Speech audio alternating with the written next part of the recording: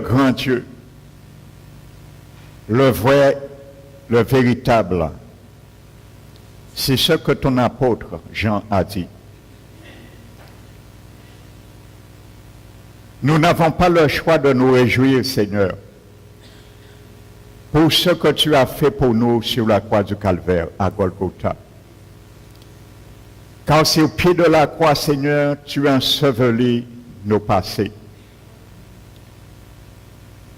C'est là, Seigneur, que le pardon du ciel, le pardon divin a coulé, Seigneur, sur ma vie. A coulé, Seigneur, sur la vie de chacun de nous ici présents. C'est là, Seigneur, tu as purifié nos cœurs. Et c'est par ce sang, Seigneur, tu as fait de nous un peuple dont tu t'es choisi. Un peuple sanctifié, purifié à tous égards. Et que tu continues encore faire cette œuvre salvatrice en nous lavant chaque jour dans l'eau de ta parole. C'est pour cela encore ce matin, nous donnons gloire à Jésus. Nous donnons gloire au Père et nous donnons gloire au Saint-Esprit. Car ce matin, Seigneur, sans ton Esprit Saint me conduisant dans ta parole, je ne suis rien. Mais par ton onction ce matin, tu puisses, Seigneur, révéler ta pensée, révéler tes intentions pour nous, ton peuple, pour ceux et celles qui ne font pas encore partie de ton peuple, car tu as une bonne intention pour chacun de nous. C'est pour cela que nous sommes là, Seigneur.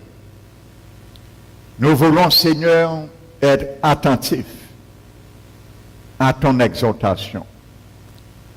Qu'il soit ainsi dans nos cœurs, dans nos pensées.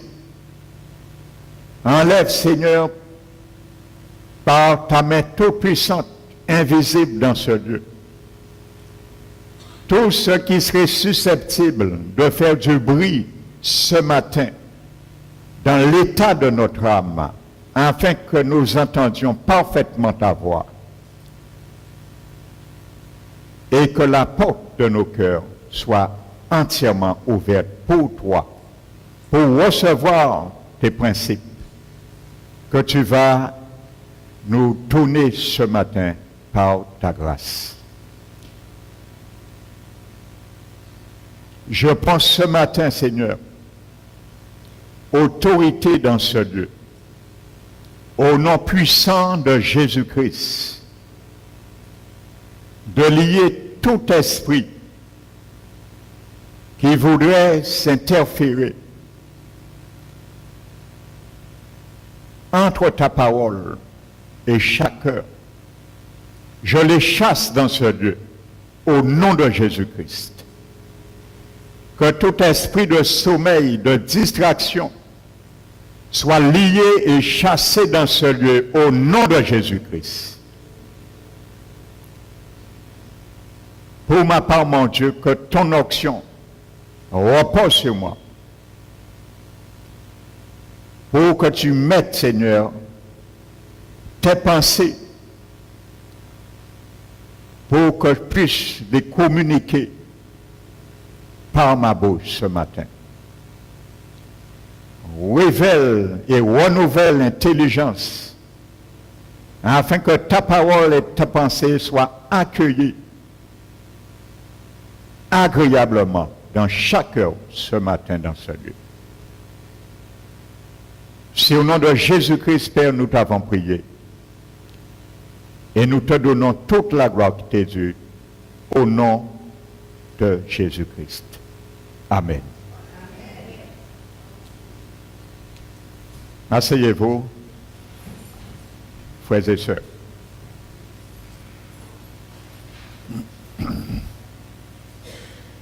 Donc soyez pleinement bénis. Alléluia. Donc nous allons laisser le Seigneur ce matin nous parler, nous conduire. Dans un impasse ce matin, et que chacun de nous puissions nous interpeller. Amen. Le Seigneur est un Dieu qui aime nous interpeller. En nous interpellant, nous prenons conscience. Et en prenant conscience, nous nous appelons et nous nous alignons selon ces principes majeurs qui régissent la loi de son royaume. Amen. Qu'il en soit ainsi ce matin parmi nous. Amen. Nous allons ouvrir la parole de Dieu. Ce matin, dans le livre de Ruth, le chapitre 1er. Et le titre de cette prédication sera la ligne de démarcation du chrétien. Alléluia. La ligne de démarcation du chrétien.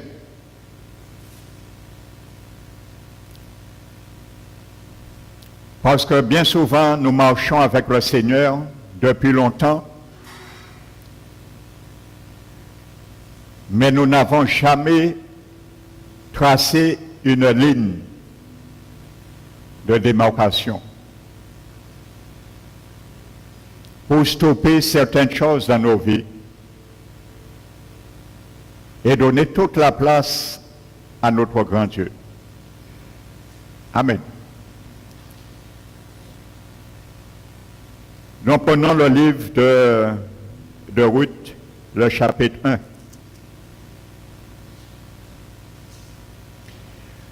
La Bible dit du temps des juges, il y eut une famine dans le pays. Un homme de Bethléem de Juda partit avec sa femme et ses 2 fils pour faire un séjour dans le pays de Moab. Le nom de cet homme était Elimelech, celui de sa femme Naomi. Et ses 2 fils s'appelaient Machlon et Kijon. Ils étaient Éphratiens de Bethléem de Juda. Arrivés au pays de Moab, ils y fixèrent leur demeure. Elimelech, mari de Naomi, mourut et elle resta avec ses 2 fils. J'ai pris des femmes moabites, dont l'une se nommait Orpa et l'autre Ruth. Et ils habitaient là environ 10 années.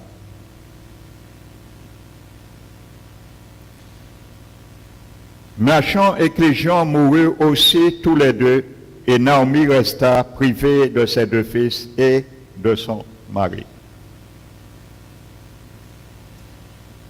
Puis elle se leva, elle et ses belles-filles, afin de quitter le pays de Moab.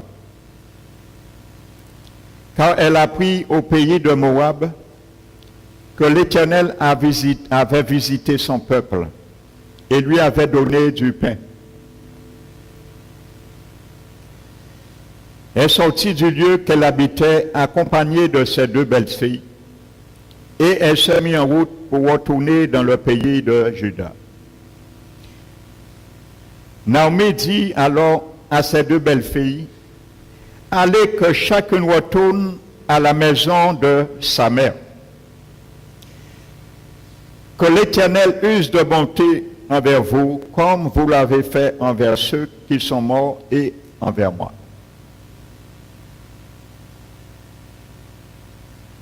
Que l'Éternel vous fasse trouver à chacun du repos dans la maison de Marie, et elle les baisa. Elles élevaient la voix et pleurèrent. Et elles lui dirent, non, nous irons avec toi vers ton peuple. Naomi dit, retournez mes filles, pourquoi viendrez-vous avec moi? Ai-je encore dans mon sein des fils qui puissent devenir vos maris? Retournez mes filles, allez, je suis trop vieille pour me remarier. Et quand je dirai, j'ai de l'espérance, quand cette nuit même je serai avec un mari et que j'enfanterai des fils, attendrez-vous pour cela qu'il ait grandi? Refusez-vous pour cela de vous marier? Non, mes filles, car à cause de vous, je suis dans une grande affliction, de ce que la main de l'Éternel s'est étendue contre moi. Et elles élevaient la voix et pleurèrent encore. Orpa baisa sa belle-mère, mais Ruth s'attacha à elle. Naomi dit à Ruth, voici ta belle-sœur est retournée vers son peuple et vers ses dieux. Retourne comme ta belle-sœur. Naomi dit à Ruth, répondit, ne me presse pas de te laisser, de retourner loin de toi. Où tu iras, j'irai, où tu demeureras, je demeurerai. Ton peuple sera mon peuple et ton Dieu sera mon Dieu. Où tu mourras, je mourrai et j'y serai enterré. Que l'Éternel me traite dans toute sa rigueur, si autre chose que la mort vient à me séparer de toi. Naomi, la voyant décidée à aller avec elle, cessa d'insister auprès d'elle. Elles firent ensemble le voyage jusqu'à leur arrivée à Bethléem. Alléluia. Nous allons nous arrêter là. Vous savez, dans cette histoire, il y a deux grands messages. Alléluia. Mais je vais m'arrêter à un seul ce matin. Amen.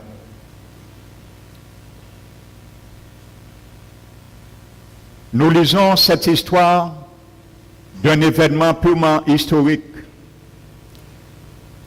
Mais vous savez, le Seigneur ne fait rien pour rien. Nous allons tirer de cette histoire un grand profit spirituel. Parce qu'il y a trois noms qui ont été édictés dans cette histoire, ce n'est pas en vain. Et je crois que ces trois noms sont prophétiques pour toi et moi et l'Église. C'est le mot Naomi, Orpa et Ruth. Vous savez, le mot Naomi en hébreu veut dire grâce. Amen. Grâce. Les deux autres noms, Orpa et Ruth, ce ne sont pas des noms hébraïques. Ce sont des noms moabites. Mais peu importe, nous allons voir tout à l'heure la définition de Orpa et de Ruth.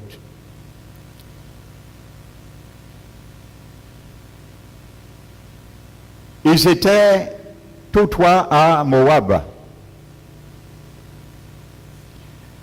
Vous savez, Moab, vous le savez, si nous lisons les histoires précédentes et même après, était un lieu de confusion, un lieu où le péché sévissait.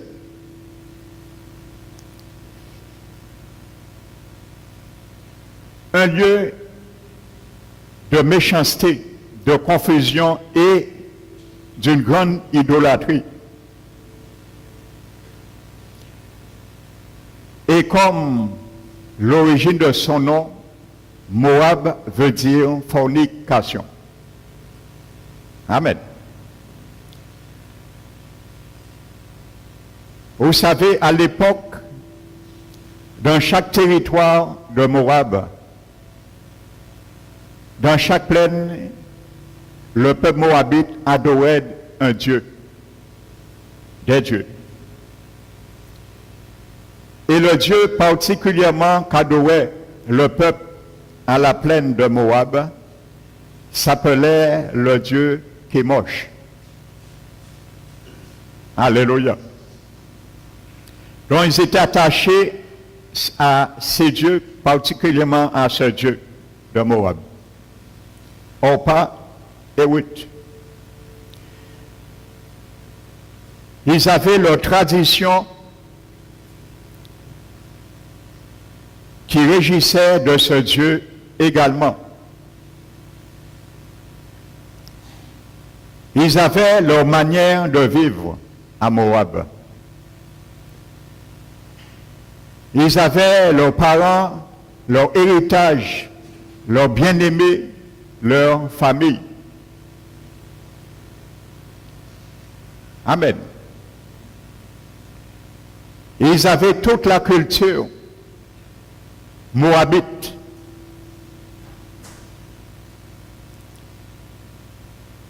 Qui était implantée en eux, ou plutôt en elles, depuis leur naissance.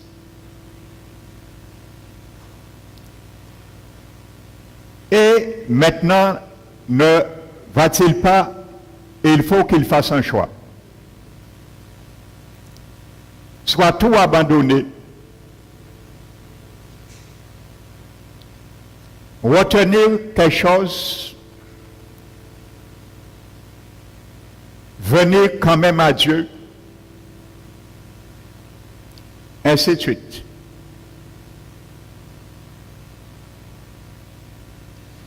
Donc la Bible nous montre que Naomi,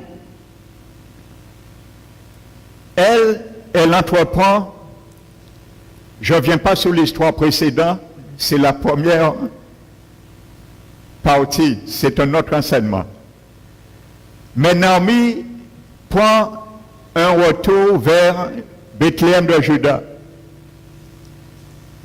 Vous savez, en hébreu, Bethléem de Juda veut dire la maison du pain. Alléluia. Parce qu'il y avait une famine, mais le Seigneur, Dieu, est venu et a visité Juda. Étant avisée de cela, elle a pris une décision d'aller pour goûter ce pain nouveau, le pain de restauration. Et c'est ce que le Seigneur veut pour chaque homme, chaque femme, chaque jeune. Jésus a dit, je suis le pain descendu du ciel. Mais vous savez,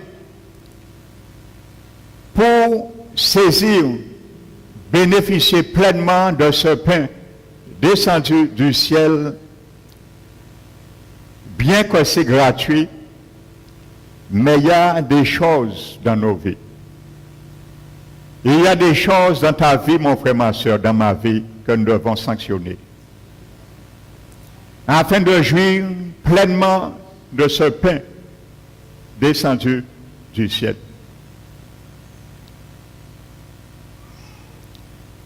Vous savez, ça, c'est la grâce de Dieu. Amen.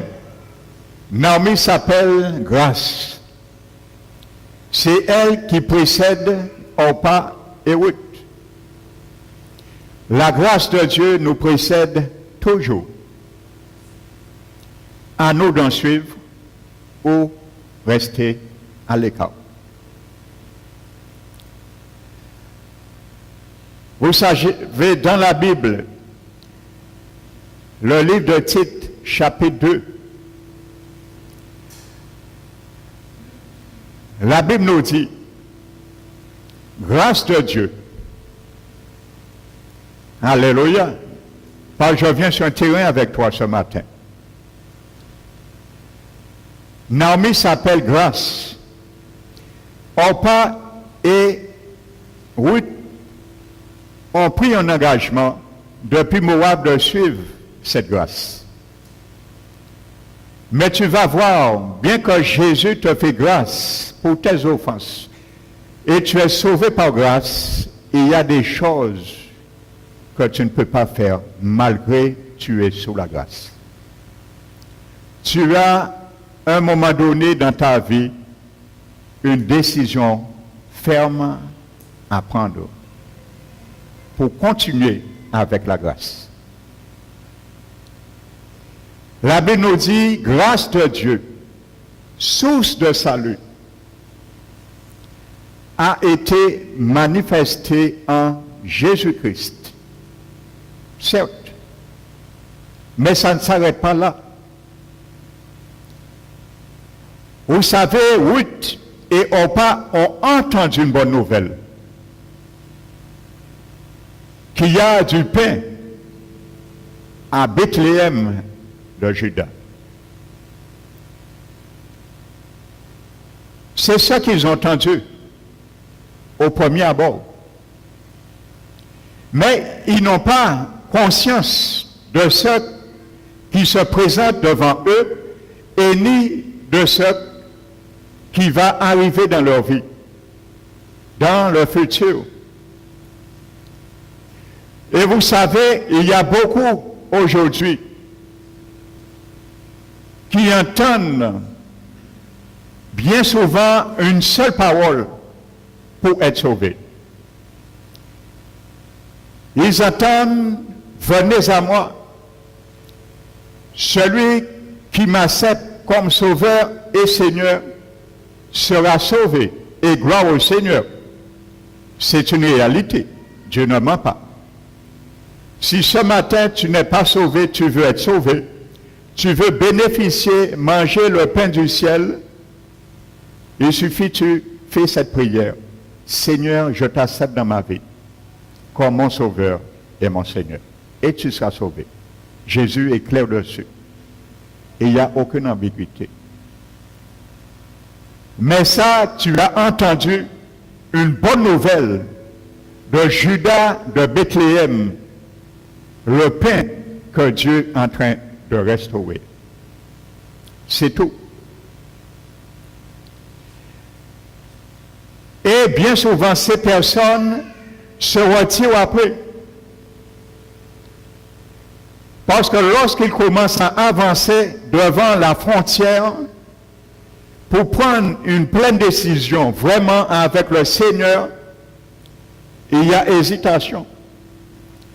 Il y a entêtement, il y a rétrogradation, il y a refus, il y a compromission, il y a complicité. Toutes ces choses avec ce qu'on va perdre. Ou ce que la grâce que nous avons entrepris de suivre nous demande et nous enseigne. Ils s'arrêtent là. Ils ne vont pas plus loin. Et ils pensent qu'ils seront sauvés. Oui, tu es sauvé. À l'état T, tu as accepté Jésus. Mais comment puisses-tu être sauvé en définitif si tu ne restes pas sauvé? C'est la question ce matin que Dieu te pose. Le Seigneur parle à un cœur ce matin. Combien de personnes ici et ailleurs, ils ont accepté Jésus comme Sauveur et Seigneur? On ne les voit plus. Ils ont entendu une bonne nouvelle de la part de Naomi, la grâce de Dieu, source de salut pour tous les hommes, a été manifestée en Jésus. Il est le pain descendu du ciel. Et il a dit, celui qui me mange n'aura jamais faim. Et il a la vie éternelle. Mais ces gens-là, après, ils ont réfléchi. Lorsqu'ils continuent à entendre ce que la grâce les enseigne, maintenant, ils commencent à raisonner. Et bien souvent, ils retournent à Moab, le lieu de perdition que le Seigneur est venu par sa grâce les arracher. Amen. Si tu retournes à Moab, c'est la perdition. Regardez bien, vous allez continuer de lire l'histoire. Quand Orpa, je viens tout à l'heure, a pris la décision de retourner à Moab, on n'a plus entendu parler d'elle du tout dans la Bible. Mais on a continué à parler les regards de l'Éternel sur ceux qui ont pris la bonne route. Est-ce que ce matin tu veux que l'Éternel retire ses regards sur toi, bien que tu aies accepté le Seigneur, ou il continue à avoir les regards favorables sur toi? Alléluia. En continuant à te remplir et te positionner dans la bénédiction. Amen.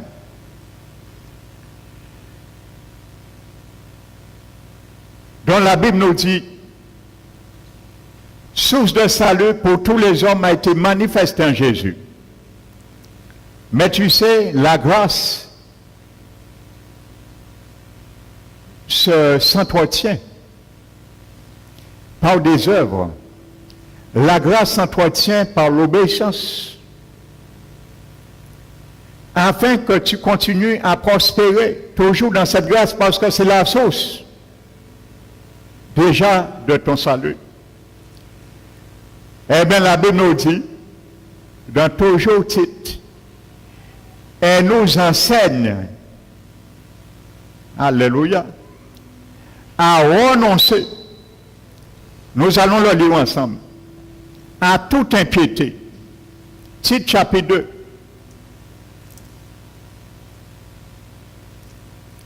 Ne perdons pas. Oui.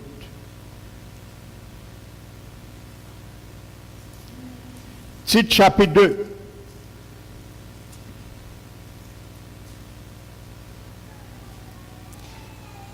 Verset 11, car la grâce de Dieu, source de salut pour tous les hommes, a été manifestée. Elle nous enseigne. Ça ne s'arrête pas là. Hein? Nous sommes sauvés par grâce, oui. Amen. Alléluia. Car nul ne peut être sauvé par les bonnes œuvres de justice qu'elle aurait faites. C'est un don de Dieu. Et ça ne vient pas de vous. Mais étant sauvés, la grâce, verset 12, elle nous enseigne. Quoi? Qu'est-ce que Naomi est en train d'enseigner par ses exhortations à Ruth et Naomi et Orpa qui va la suivre? Parce que Naomi, elle est consciente de l'état de Juda. Elle a vécu là.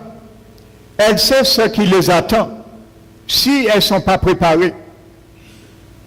Elles risquent de regretter et de perdre doublement ce qu'ils ont laissé dans le monde et ne pas pouvoir s'engager pleinement à leur pleine résolution en venant à Juda. Et c'est la même réalité que le Seigneur parle aussi à notre entendement.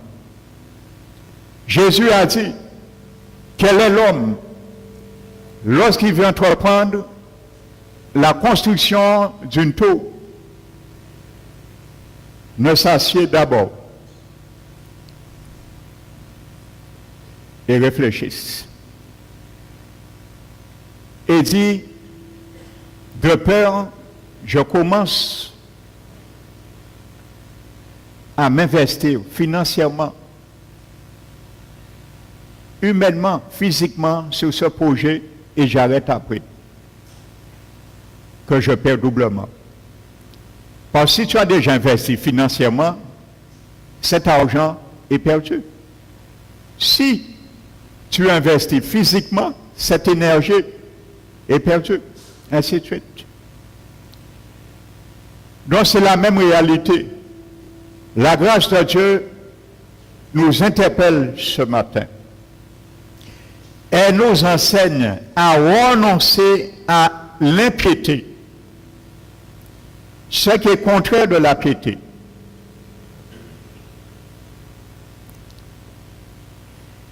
Et aux convoitises mondaines,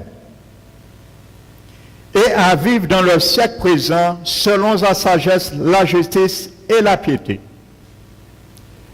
Donc voici ce que la grâce de Dieu nous invite à faire. Pas à être sauvé seulement. Ça c'est trop beau, tout le monde est sauvé. Sans exception. Mais la grâce nous enseigne à renoncer à toute impiété, au convoitisme mondain et à vivre selon ce siècle présent, selon la justice, la piété et la vérité. En attendant la bienheureuse espérance et la manifestation glorieuse de notre grand Dieu et Sauveur Jésus-Christ. En attendant, alléluia, elle n'est pas encore manifestée. L'entrée éternelle de la porte de gloire qui nous sera largement ouverte, comme dit l'apôtre Pierre, dans son 2e épître, chapitre 1. Amen. Donc revenons. Pendant que nous sommes là, prenons Éphésiens.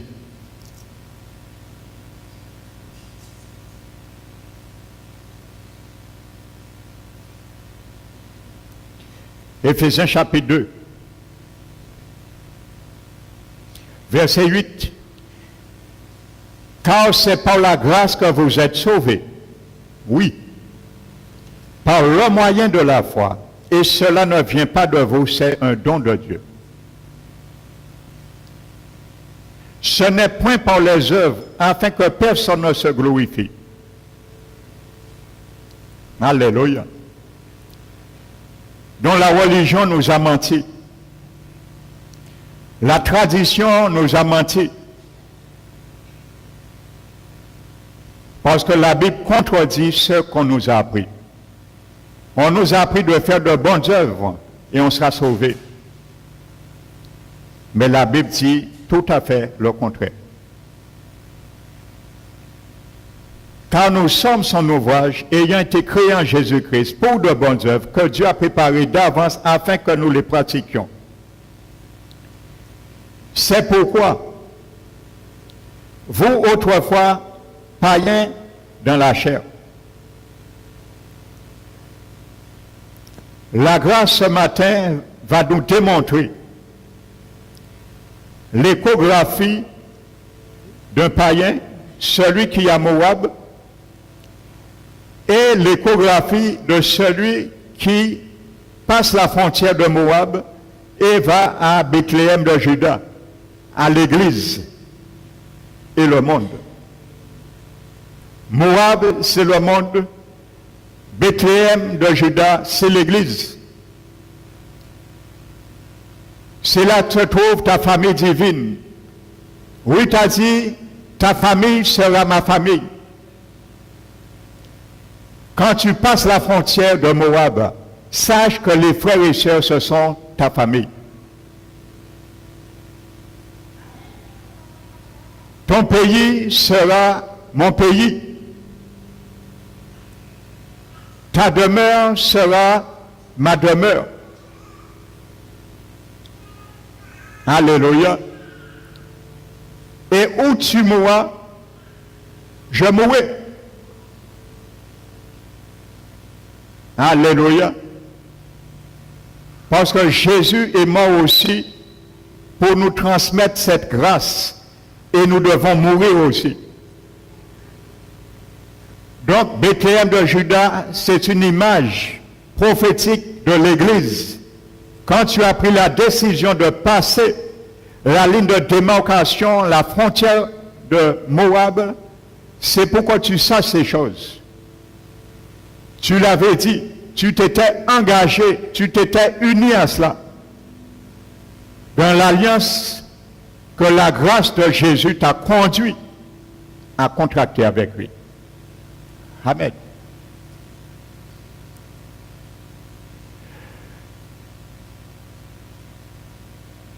Continuons.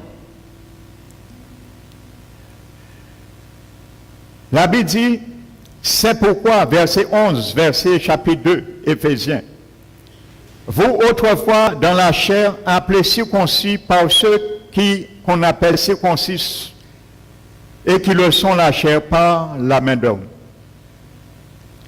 Souvenez-vous, vous qui étiez en ce temps-là sans Christ. Quand tu sors de Moab, quand tu es à Moab, tu es considéré comme le païen. Donc, tu dois te souvenir de ces choses maintenant. Car tu vas changer de statut. Quand tu deviens chrétien, tu changes de statut. Tu n'es plus à Moab. Parce qu'à Bethléem de Juda, c'est tout à fait le contraire. Ce ne sera plus le Dieu Kémosh qu'elle devait adorer. Mais elle devait adorer Yahvé, l'Éternel de son peuple. Elle devait plus suivre la tradition de ses pères, la religion de ses pères, mais suivre la religion de Naomi, de son Dieu. Alléluia. Il n'y a ni de compromis, ni de complicité avec ce qu'elle était et ce qu'elle a connu à Moab. Il y a un choix à faire, frères et sœurs. Souvenez-vous que vous étiez en ce temps-là sans Christ, privé du droit de cité en Israël, étranger aux alliances et la promesse de Dieu, sans espérance et sans Dieu dans ce monde. Amen. Donc voici la réalité. Quand tu es enfant du Seigneur, tu changes de statut.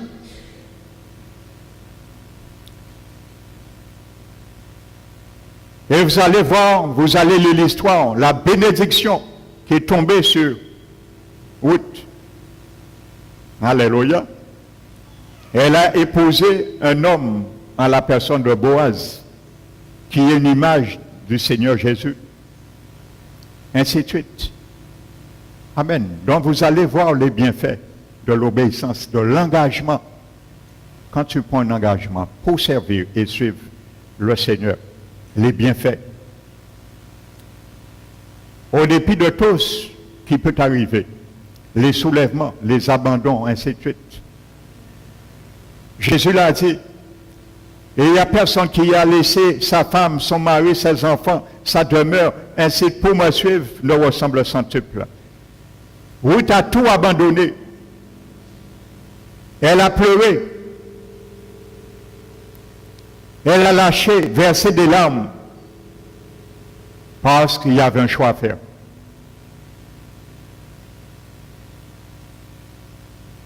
Mais elle a été résolue.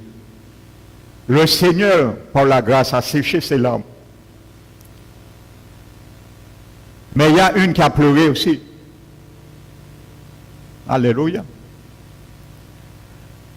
Vous savez, la Bible dit dans le livre de 1 Corinthiens chapitre 6, il dit, il y a deux sortes de tristesse. La tristesse selon le monde qui mène à la mort et la tristesse selon Dieu dont on se reprend pour jamais. Verser les larmes ne voulait rien dire devant Naomi. Ils ont tous deux versé les larmes. Alléluia. La tristesse selon Dieu, la tristesse selon le monde, les deux versent les larmes. À savoir lequel des deux qui sont vrais ou pas vrais.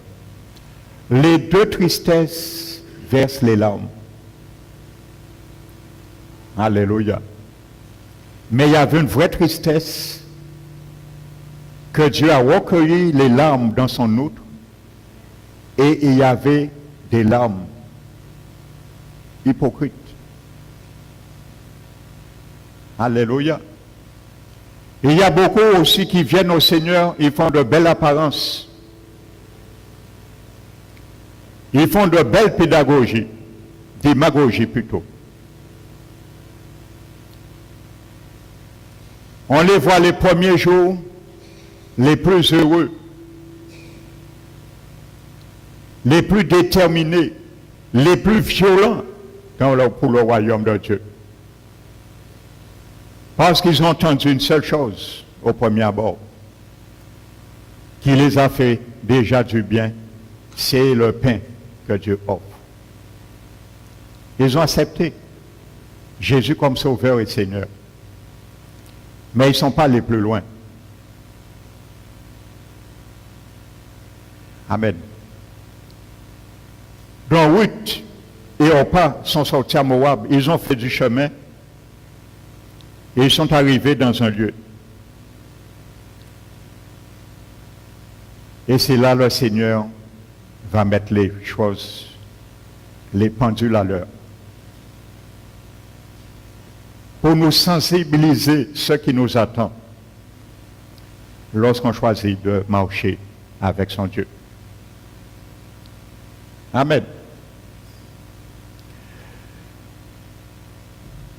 Donc, reprenons le livre de Ruth.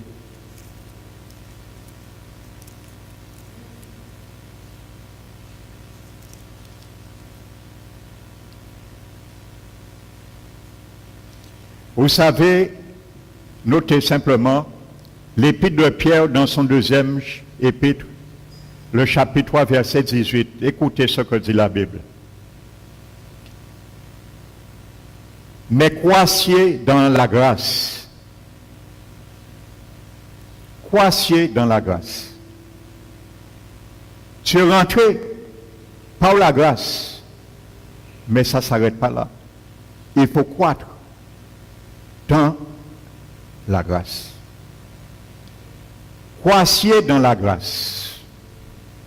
Il faut croître dans la grâce. Il faut nager dans la grâce. Parce que la grâce t'enseigne, m'enseigne chaque jour à vivre dans ce siècle présent selon la justice, la piété, la vérité, à renoncer au convoitisme mondain et à toute impiété. Il y avait quelqu'un jour, on discutait, il m'a dit, oui, on est sauvé par grâce. Par grâce, nous sauvés. Et je lui ai dit, oui, mais qu'est-ce que dit la grâce? Je lui ai donné ce verset, cette référence de Tite 3. Il a dit qu'il est pressé. Et il a quelque chose à faire. Vous savez, les gens savent ce qu'ils font. Ils savent ce qu'ils font. Ils veulent le pain et c'est tout. Ils veulent les dons,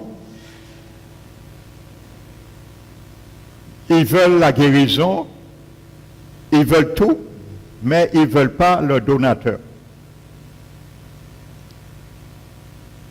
Ils ne vont pas plus loin.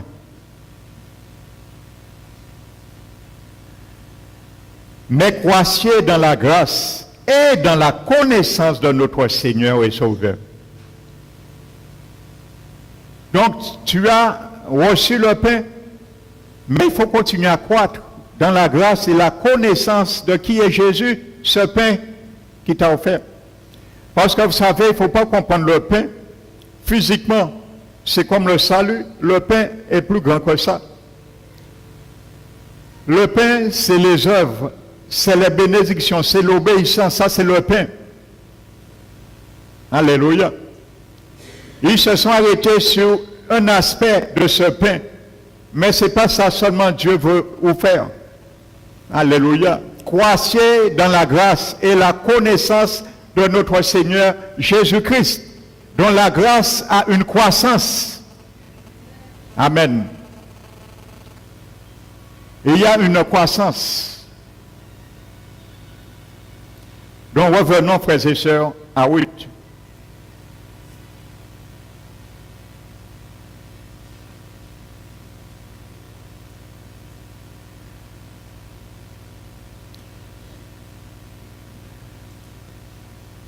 Donc Ruth et Orpa prirent congé de leurs parents et de leurs amis, de leur famille.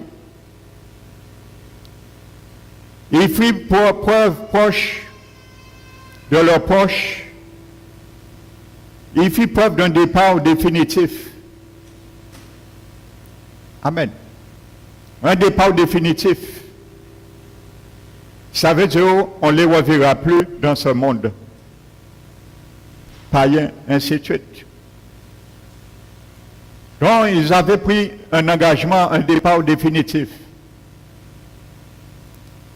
Vous savez, dans la parabole du fils prodigue, la Bible nous montre bien que le fils prodigue avait pris une pleine résolution de ne plus retourner dans le foyer paternel. Parce que la Bible nous dit, si vous lisez bien l'histoire, il n'a pas pris certains effets. Il est parti avec tous ses biens, tout ce qui lui appartenait, dans le but de ne plus retourner dans cette maison. Pourtant, il est retourné. Il a changé d'avis en chemin. Parce que le Seigneur l'a ramené, à un moment donné, dans une ligne de démarcation, à la frontière, comme aujourd'hui Dieu nous ramène de Moab. Il devait faire un vrai choix là. Continuer où qu'il est Moab ou retourner à Bethléem de Juda. Retourner manger le bon pain dans la maison du Père céleste. Alléluia. Il a fait le bon choix. Et vous savez, notez, un verset me vient, Deutéronome chapitre 8, verset 2. La Bible dit à son peuple, et il nous dit ce matin, souviens-toi, souviens-toi, tout le chemin que l'Éternel, ton Dieu, t'a fait passer. Pas toi, mais l'Éternel, ton Dieu, t'a fait passer. Pendant ces 40 années dans le désert. Alléluia. Pour t'humilier et t'éprouver. Dans quel but? Dieu n'afflige pas le Fils de l'homme par bon plaisir. Le livre de Lamentation nous dit. Parce que Dieu veut recueillir quelque chose. La substance à travers ça. Quand l'Éternel nous met comme un étau dans ses mains, c'est pour recueillir une substance. paisible, frères et sœurs. Et il a dit, pour t'humilier et t'éprouver, pour connaître la disposition de ton cœur, savoir si oui ou non tu garderais quand même mes commandements. Je t'ai humilié, je t'ai fait subir la faim, afin que tu saches. Je t'ai donné à manger un pain, la manne du ciel, ni toi ni tes pères n'ont mangé. C'était l'objectif, pour te faire manger le pain du ciel. Alléluia. Afin que tu saches que l'homme ne vivra pas de pain seulement, mais de toute parole qui sort dans la bouche de Dieu l'Éternel. Ça, c'est le pain. Quand l'Éternel t'humilie, quand l'Éternel nous éprouve, ça aussi c'est du pain que nous mangeons, la manne du ciel. Quand l'Éternel veut connaître la bonne disposition de nos cœurs vis-à-vis de lui, ça c'est le pain que nous mangeons aussi. Alléluia. Donc c'est pour cela, revenons à 8.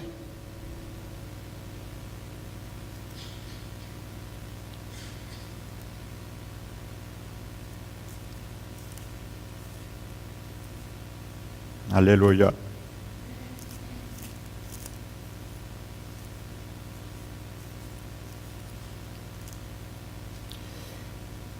Maintenant, ils arrivent à la frontière de Moab et c'est là la décision doit être tranchée. Il y a une femme qui s'appelle Ruth. Ruth veut dire ce que son nom veut dire, compagne et amie. Amen. Celle qui a choisi la bonne parole, elle s'appelle compagne, amie, parce que son cœur a été ami avec la grâce. Amen. Si tu ne deviens pas ami, compagne de la grâce de l'Éternel, tu ne pourras pas suivre la voie divine. Alléluia. Le proverbe 7 dit, dis à la sagesse, tu es ma sœur, et appelle l'intelligence mon ami, parce que la sagesse et l'intelligence viennent de Dieu. Marche étroitement, main dans la main. Alléluia. Dis à la sagesse, tu es ma sœur. Appelle l'intelligence, mon ami. Amen. Et il y a l'autre femme qui s'appelle Orpa. Orpa veut dire entêtement. Alléluia. Donc c'est pour ça que je vous disais que ces trois noms sont prophétiques. Et il y a un message ce matin pour toi et moi. Quand tu deviens ami de Dieu, de la grâce, tu obéis, quoi que ça te coûte, soit quoi que ça me coûte, quoi que tu perds ou je perds, pour être debout à l'appel de mon Seigneur. Mais quand nos cœurs sont partagés, nous avons la mentalité de la femme de l'eau. Nous aurons toujours tendance à nous entêter pour regarder en arrière. Vous savez pourquoi la femme de l'eau est restée comme une statue de sel?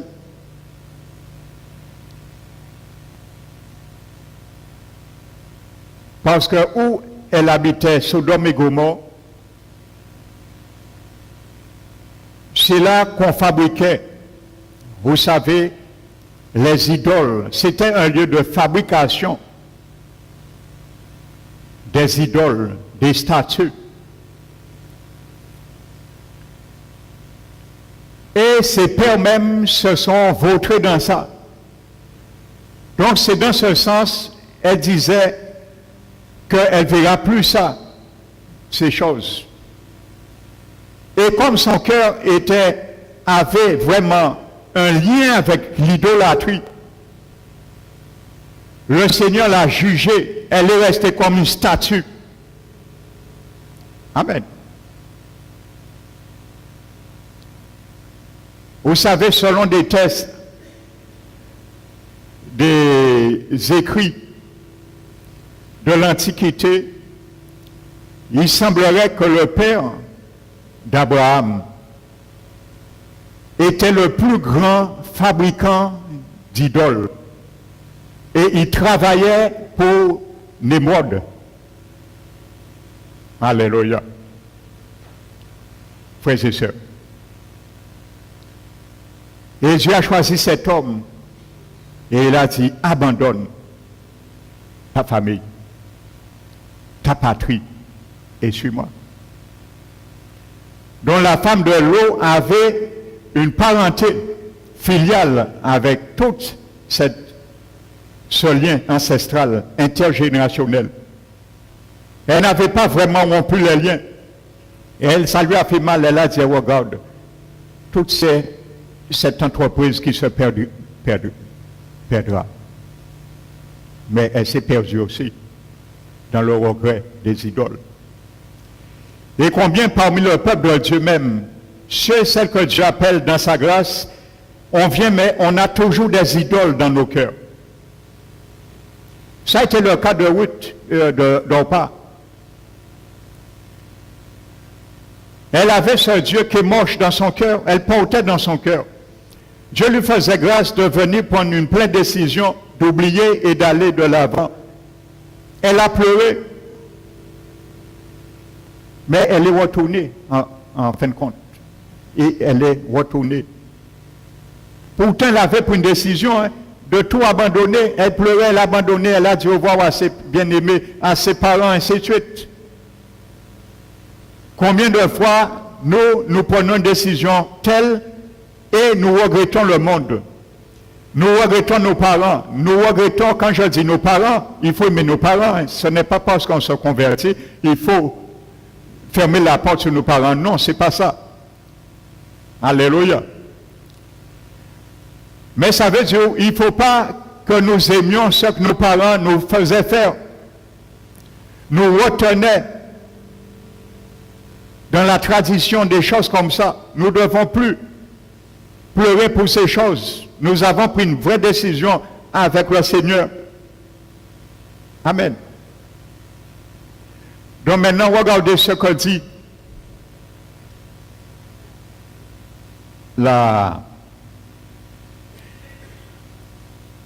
au verset 9 de Ruth. Donc vous savez, Naomi insiste 3 fois pour les bien faire comprendre de ne pas la suivre. Parce que ce ne sera pas si facile pour eux. Et bien souvent aussi, on donne aux gens un évangile à bon prix, à bon marché. On dit aux gens, oui, venez. Quand vous allez accepter Jésus, vous serez une nouvelle créature. Les choses anciennes vont passer et toutes choses vont devenir nouvelles.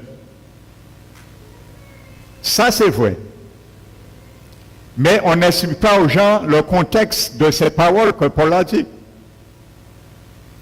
On les fait comprendre que s'ils ont des démons encore à autres, démons qui partent, si vous êtes endetté, les dettes vont se résoudre soi-même. Toi, reste sur ton oreiller, dors bien tranquillement dans la paix du Seigneur. Que si tu as des problèmes avec X personnes, ne t'en fais pas, les choses vont se régler. Alors, en quelque sorte, ne t'occupe pas du diable. Il n'existe plus pour toi, du moment que tu es en Christ. Parce que Jésus l'a vaincu. Il ne va jamais te troubler, il ne va jamais avoir le dessus, l'avantage sur toi. Ignore-le, ainsi de suite. Donc ce n'est pas cet évangile de bon marché que Naomi présente à Ruth et Orpa. Donc il insiste, vous savez, Dieu nous montre que la grâce de Dieu nous sensibilise d'une bonne résolution de cœur, un bon engagement. Amen. Que lorsque nous prenons une pleine décision, nous l'avons pris.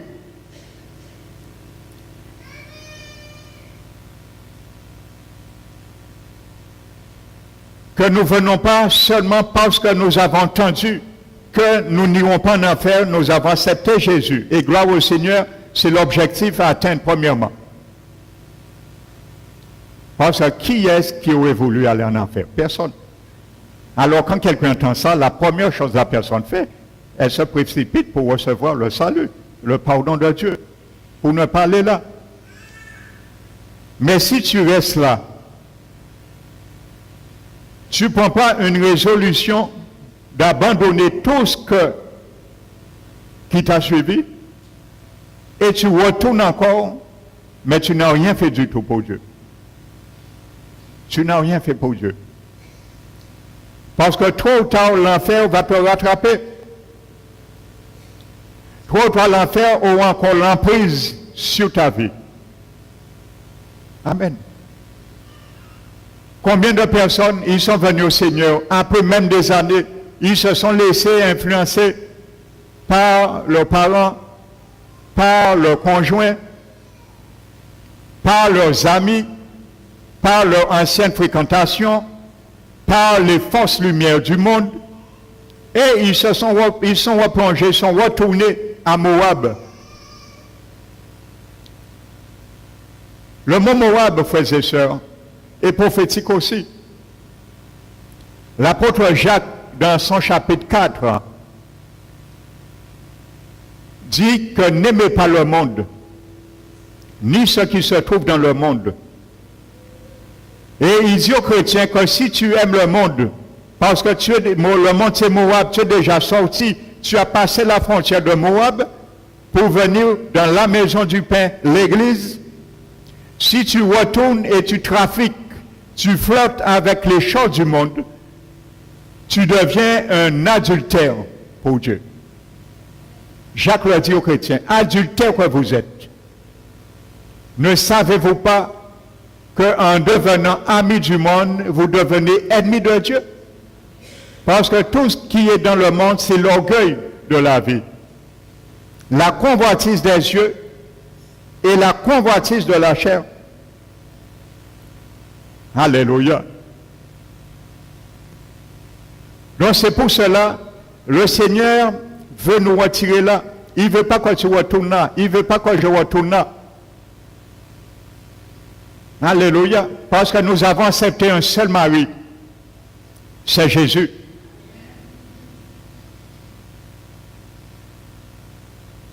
C'est pour ça que l'Éternel interdit un mariage mixte. Un chrétien avec un inconverti, Dieu interdit ça. Vous savez, dans la loi de Dieu, le chapitre 7, je crois. Le chapitre 7, je crois le verset 13, Dieu avait interdit à son peuple d'épouser des femmes étrangères, païennes. Il avait dit parce qu'ils vont vous faire adorer leur Dieu. Ça a été le cas de Salomon. Il a eu 700 femmes, 300 concubines. Dieu lui avait averti de la même loi. Il a violé cette loi. Et conséquence, Salomon a ouvert dans sa vie des démons de luxure, de compromission par rapport à tout ce que ces femmes l'ont initié. Il a touché à la sorcellerie, ainsi de suite. Par rapport à ces femmes, Dieu lui avait averti les conséquences de l'entêtement. On parle d'entêtement. Et regardez dans le livre d'Esdras, le chapitre 9, notez et le verset 10. Regardez bien. Quand Esdras est venu, il a révisé la loi de Dieu. Il a commencé a appelé tous les hommes de la nation Israël et il les a fait renvoyer les femmes étrangères qu'ils avaient posées parce qu'ils avaient violé la loi de Dieu. Esdras chapitre 9 et chapitre 10. Esdras a réformé, a créé une réforme. Et il a fait ces hommes à envoyer ces femmes païennes. Parce que la loi stipulait qu'ils ne devaient pas se marier avec des femmes étrangères. Alléluia. Et cette loi n'a pas changé. Elle existe dans 2 Corinthiens chapitre 6. Elle n'a pas changé cette loi. Dieu n'a pas abrogé cette loi. C'est pour ça qu'un enfant du Seigneur ne doit pas épouser un païen. Dieu seul sait ce qu'il dit. Amen. Si tu es venu au Seigneur, tu t'es marié, vous étiez tous deux païennes. Vous êtes venus au Seigneur.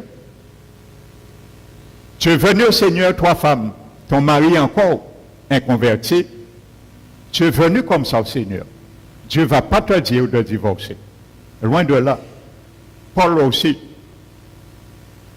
a donné la clé, le moyen pour cela. Dans 1 Corinthiens chapitre 6. Amen.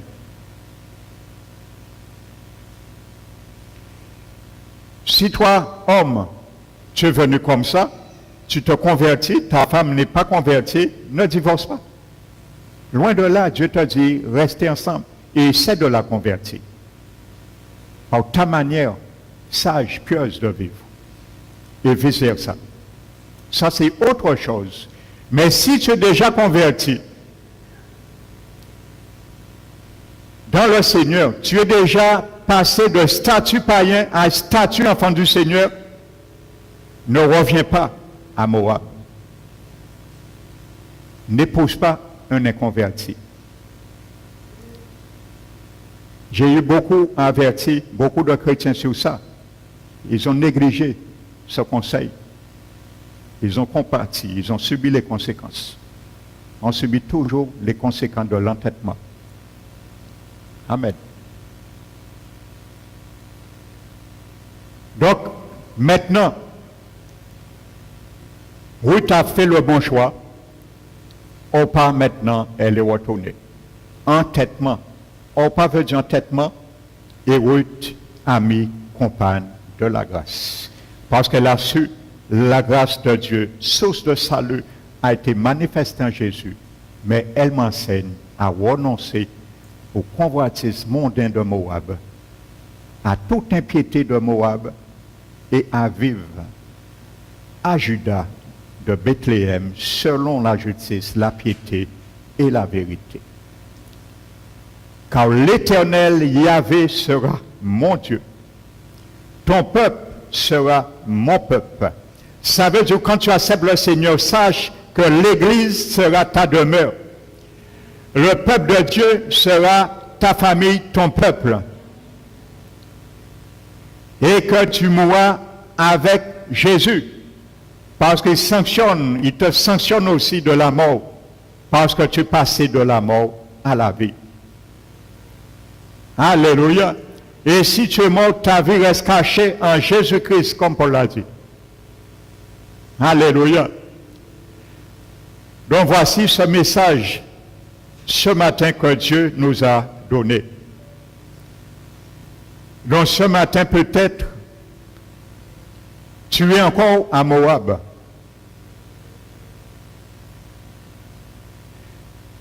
Peut-être ce matin, pendant que je parle, tu es à Bethléem de Juda.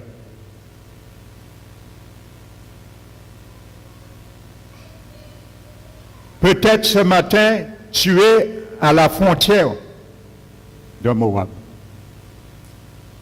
Tu hésites. tu es vacillant, chancelant. Tu n'as jamais pris une bonne décision pour le Seigneur. Depuis que tu t'es converti, tu n'as jamais pris une bonne décision d'arrêter certaines choses. Depuis que tu t'es converti, tu n'as jamais pris une bonne décision d'arrêter certains péchés volontaires que tu fais jusqu'à aujourd'hui. Ça, tu es encore à la frontière de Moab. C'est là que je te vois. Si tu es à Bethléem de Juda, Dieu t'a dit, continue à croître dans la grâce. Parce qu'en avant, tu dois aller. Ne reviens pas en arrière. Et ne retourne pas à Moab. Si tu es à Moab, ça veut dire que tu es encore dans le monde, par de ce système. Tu n'as pas encore donné ta vie au Seigneur. Le Seigneur te dit de sortir à Moab aujourd'hui et de passer de l'autre bord. Passe dans cette frontière. C'est la ligne de démarcation. Alléluia. Il faut savoir mettre cette ligne de démarcation dans nos vies. Quand particulièrement nous sommes venus enfants du Seigneur. Dire aux gens, je ne fais plus ça. Je ne vais plus là. Même si vous jurez, même si vous gourmez vers vous, pour forcer vous, pourquoi dire non à Dieu ou non? Alléluia. Parce que tu veux plaire à celui qui t'a fait grâce. Même si vous dites, ok, vrai, en qui fait sorcier pour retourner en religion, nous, pour retourner en pied en main. Dites, si j'obéis à mon Dieu, l'Éternel ne verra aucune injustice sur ma vie. Et la malédiction n'aura aucun effet sur ma vie, ni la sorcellerie, parce que l'Éternel s'en occupe.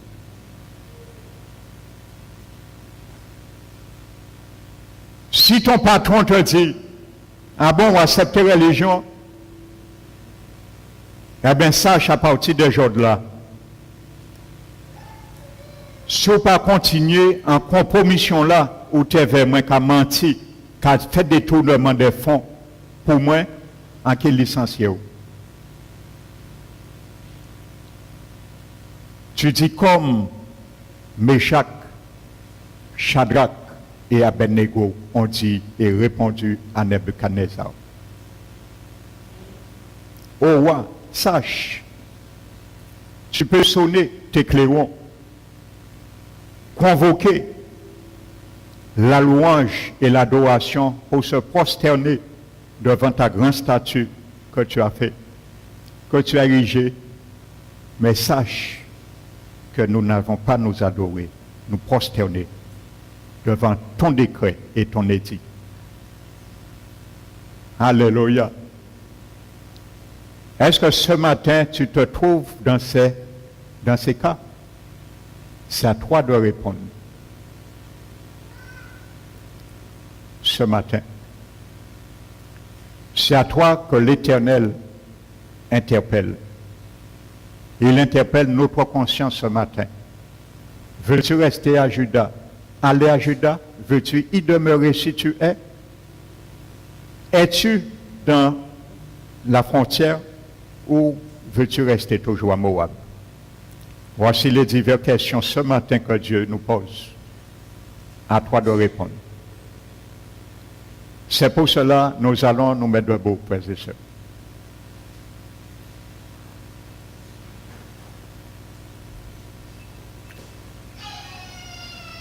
Nous allons fermer nos yeux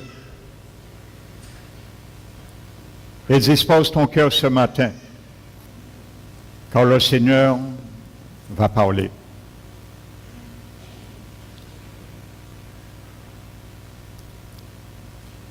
Fermons les yeux.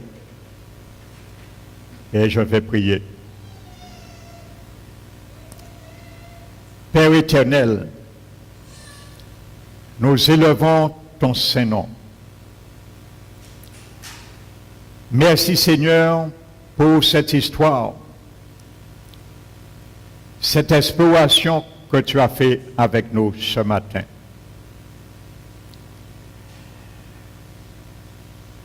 Tu nous demandes, Seigneur, de ne point nous mettre avec les infidèles sous un joug étranger. Car toi, tu veux briser les jougs étrangers. Et c'est ce que tu nous as montré, Seigneur. Mais il y a une qui ne voulait pas. Elle s'est entêtée. Et bien souvent, Seigneur, nous nous entêtons aussi. Tu nous demandes, Seigneur, de fuir ces choses, de nous séparer de ces choses. Tu nous demandes de ne point toucher à ces choses, afin que toi, tu nous accueilles. Ce matin, mon Dieu, nous voici devant toi. Chaque cœur, Seigneur, est devant toi. Et tu vois, Seigneur, tu lis. Car ce matin, mon Dieu, tu as voulu sonder les reins et éprouver les cœurs et les pensées. Ta parole, mon Dieu, a toujours une voix à l'intérieur qui parle à nos cœurs. Et bien souvent, Seigneur, à l'intérieur de cette voix, il y a un feu aussi, Seigneur, afin pour détruire les œuvres de la chair, afin de détruire tout imperfectionnement de la chair qui nous retient encore captifs sous les jougs que tu veux briser. Seigneur, il y a ceux et celles parmi nous. Ils sont encore, mon Dieu, à Moab. Ils aiment encore les choses de ce monde. Ils aiment, Seigneur, les attraits de ce monde. Mais toi, Seigneur, tu vois ton peuple dans l'adultère spirituel. Lorsqu'il flirte, trafique avec ces choses. Car tu voudrais un peuple qui ne s'unit avec aucun formatisme de ce siècle présent. Aucune complicité avec les œuvres du péché et du malin, Seigneur. Et il y a certains, Seigneur, ils sont déjà passés de l'autre côté. Et la plupart de nous, nous sommes ton peuple. Nous faisons partie, Seigneur, de cette grâce surabondante que tu as implantée et qui nous a sauvés. Et il y a certains, Seigneur, qui sont encore en train de s'interpeller pendant que tu parles. Pendant que tu parlais, Seigneur. Car ils se trouvent à la frontière entre les deux. Ils hésitent, Seigneur. Alors ce matin, mon Dieu, que ta parole ne revienne point à toi, mon Dieu, sans accomplir ta volonté, sans exécuter ta volonté, sans accomplir ton défunt. Je prie ce matin, mon Dieu, que tu puisses vider chaque cœur dans ce lieu de tout mauvais motif qui les retiennent, Seigneur, loin de ta perfection. Seigneur, vide, mon Dieu, chaque heure de la mauvaise volonté, qui s'entête, Seigneur. Combien de fois, mon Dieu, ils ont déjà entendu, Seigneur, ta parole. Combien de fois, Seigneur, ils s'entêtent. Alors ce matin, fais grâce. Car c'est ta grâce, mon Dieu, qui a parlé. Fais grâce ce matin, mon Dieu. Et renvoie libre, loin de tout joug, pour qu'il puisse te servir. Permets, Seigneur, ceux et celles qui n'ont pas encore mangé le pain du ciel, le Seigneur Jésus, qui cherchent à le faire. Mais aussi, Seigneur, qu'ils réfléchissent d'entreprendre de bonnes actions et bonnes résolutions, Seigneur. Et ne pas hésiter, pleurer et retourner, Seigneur. Car bien souvent, les choses qu'on perd deviennent une idole dans nos cœurs, une idole dans nos pensées. Seigneur, ma prière ce matin, que tu laves les cœurs de toute duplicité, de toute hypocrisie, Seigneur, afin que nous abandonnions, Seigneur, notre être tout entier à toi et que nous devenions tout entier, nos cœurs à toi, non un cœur partagé. Car un cœur partagé, tôt ou tard, aura un pied, Seigneur, dans le monde. Tu as dit, Seigneur Jésus,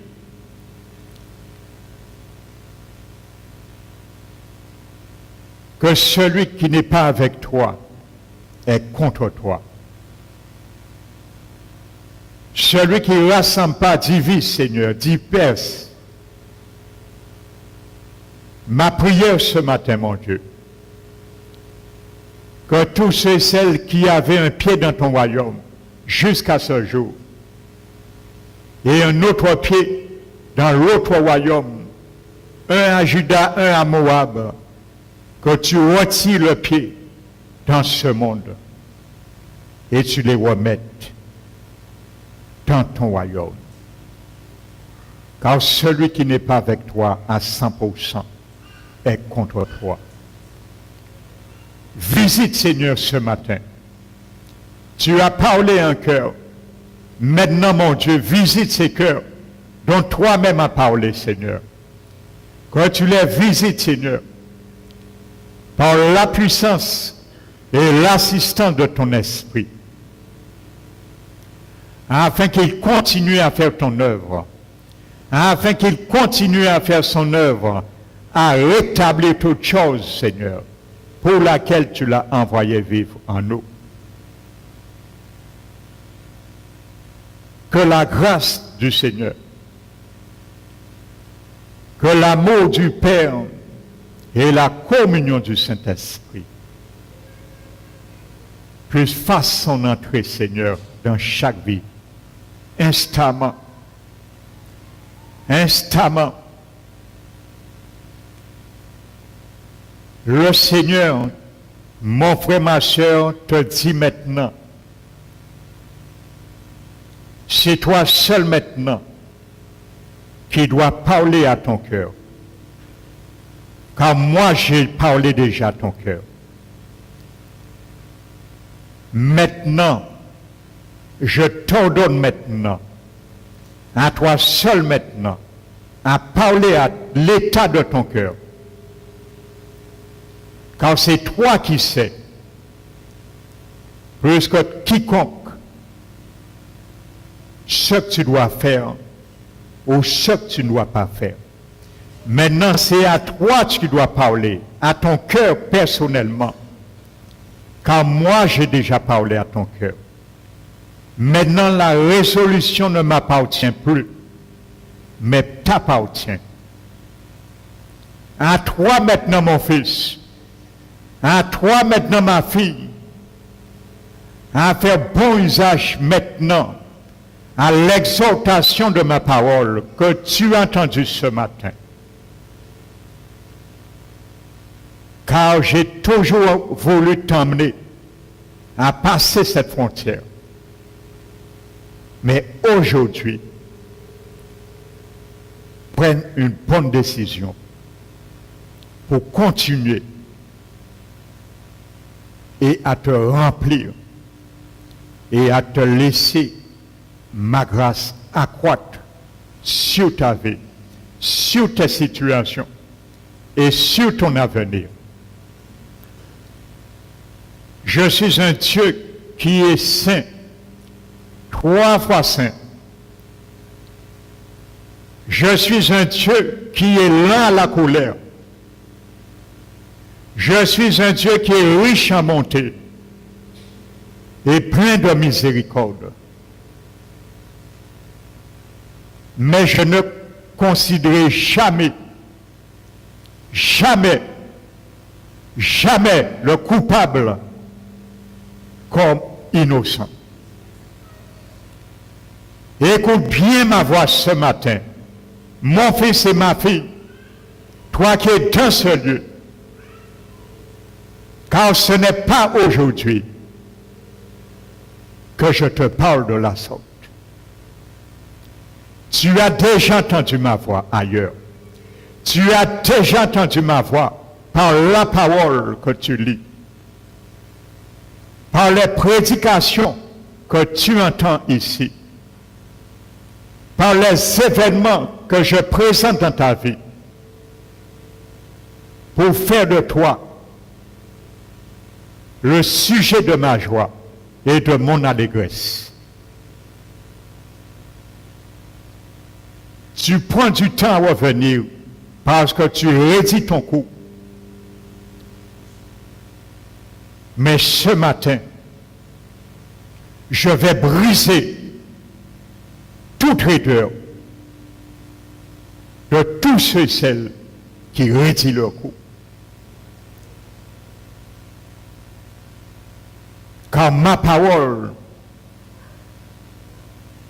n'est pas la parole qui vient du monde.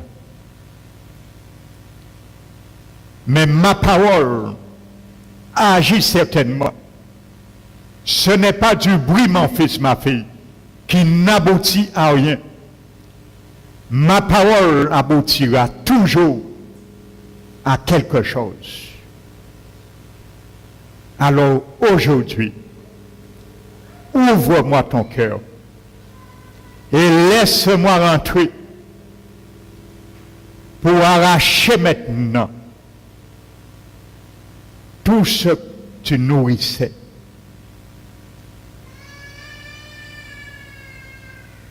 Et que moi je vois de mes propres yeux comme une idole. Laisse-moi aujourd'hui. Je suis là pour cela. Et ne repars pas dans ce lieu sans m'ouvrir ton cœur, car je veux l'arracher. Si tu ne me laisses pas l'arracher maintenant, tu partiras avec chez toi et nul ne pourra l'arracher.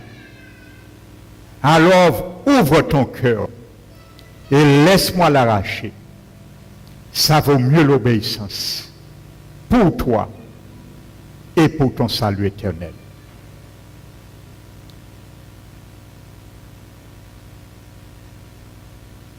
Père, nous nous inclinons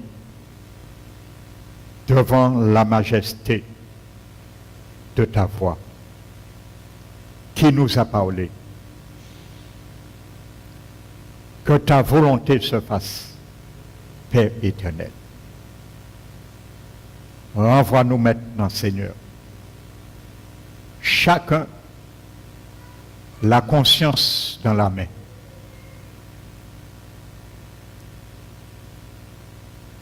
Afin qu'à partir de maintenant, nous puissions te dire, oui Seigneur, oui Seigneur, oui Seigneur, me voici, debout à ton appel, et renvoie-moi. C'est au nom de Jésus-Christ, nous te remercions, Père, et nous te glorifions. Amen. Alléluia.